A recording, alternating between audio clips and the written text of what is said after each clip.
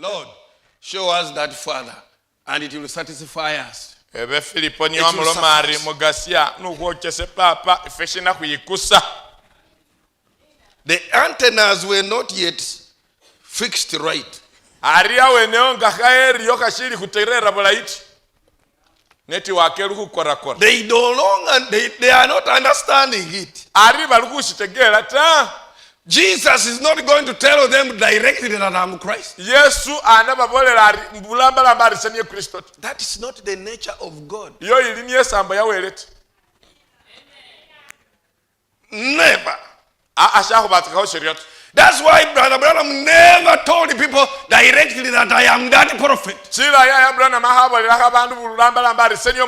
He could teach about Malach.4, Luke 17, Revelation 10:7. It says, we are looking for him. He's coming. He's supposed to be here. I think I may be laying a foundation for him to come. And that's why the simple ones, the foolish ones, the ones who lean on their understanding, they end there. And they think Brother Branham was laying a foundation for another prophet to come. But he knew, if I show them the characteristics of what this prophet is supposed to be,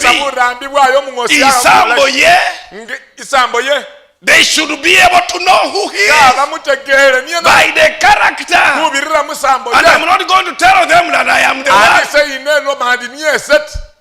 So he made those statements. I am laying a foundation. I'm preparing for him. He could be on the ground. He may be arriving soon. But he's going to be a vindicated prophet. He's going to have the Son of Man ministry. He will be able to discern the heart of Sarah. When Sarah is in the tent behind. But wasn't he discerning? He was. Wasn't he a vindicated prophet? He was. But he could not come and tell you that I am Malach.4. I am Luke 17 and this. I am Revelation 10:7. No.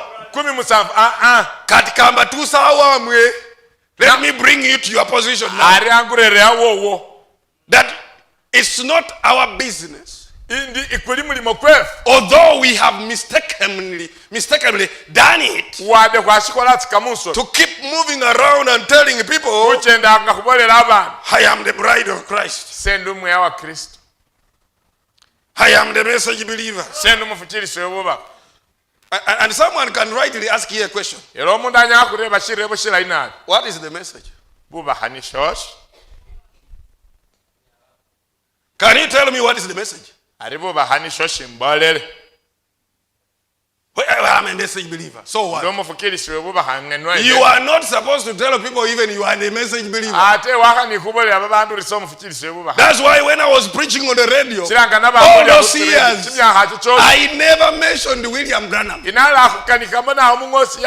have got pastors who are Pentecostals who believed this message. And they told me later on that had you mentioned William Branham, we would have never listened to you again, because they had warned us about Branham. But because you preached the message of Branham from the Bible without mentioning Branham, because Branham was an envelope, was a messenger, somebody who brought a message to me. He is not the message. He gave me the message, so I preached the message, and then the people were able to identify the message by the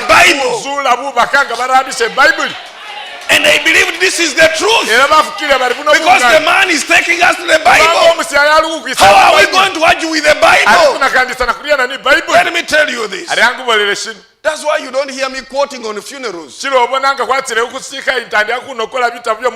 why you don't hear me quoting on even on sometimes weddings. Because there are so many non-believers. They don't understand quoting. They don't understand Malach, the prophet. The prophet said this. The prophet said. Who is the prophet? Prophet. And they even know, they will say, Malach.4. Malach.4. Who is Malach.4? But if you brought the message of Malach.4 and presented it,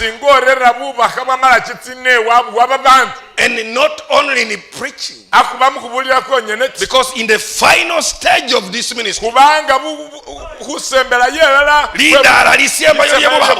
it's not the preaching, but you live the life of the message. And the prophet said that translates all of us into preachers. All of us here now are preachers.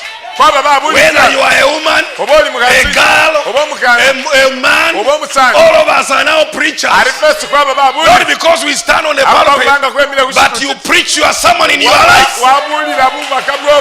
And that is the thunder against the devil. May God help us come to that. Somebody should say, Lord, give me that. I am not struggling. I'm not struggling to preach on the pulpit. Not all of us will be public preachers, but every one of us can be a preacher by your life. And I'm coming to that. Philip is saying, Lord, show us the Father, and it will be sufficient.